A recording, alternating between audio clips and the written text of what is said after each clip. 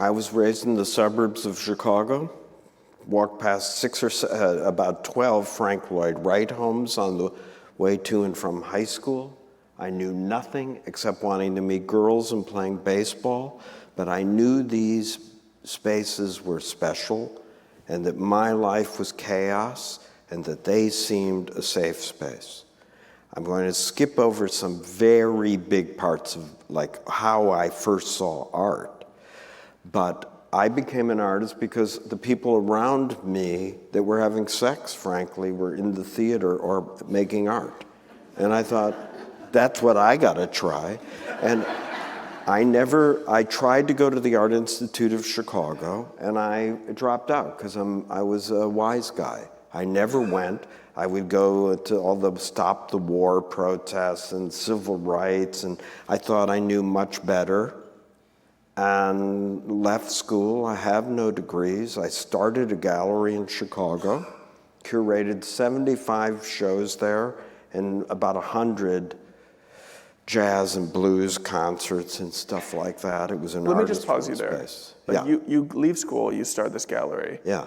What mark were you trying to make in the world right then? Like, what did you want that space to be, and what did you want your work to be? I was such an asshole that I wanted the world to see that me and my friends knew what art should be.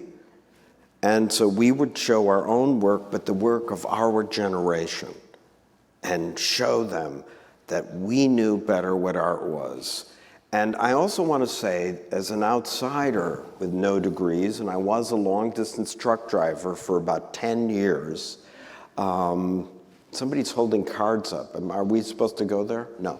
As a long-distance truck driver for 10 years, my CB handle was the Jewish cowboy.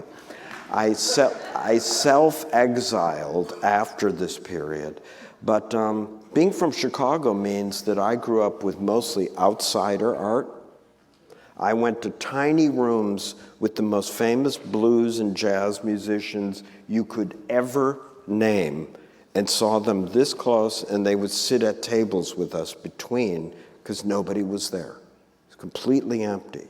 So I had this feeling for outsiders. I became an artist, and then I listened to the demons. They told me I didn't know what I was doing, you didn't go to school, you don't know art history, you don't know how to draw. The same things you heard at 3:15 in the morning. To this day, when I post on Instagram at 2 in the morning, 50,000 people come on and go, I know how you feel. Like, you know, it's just amazing. Everybody's awake. But I was unable to be an artist, and that hurt. It hurt a lot, and it still gives me pain. I became this truck driver. I wanted to be something in the art world, so I taught myself to write at about the age of 40 years old.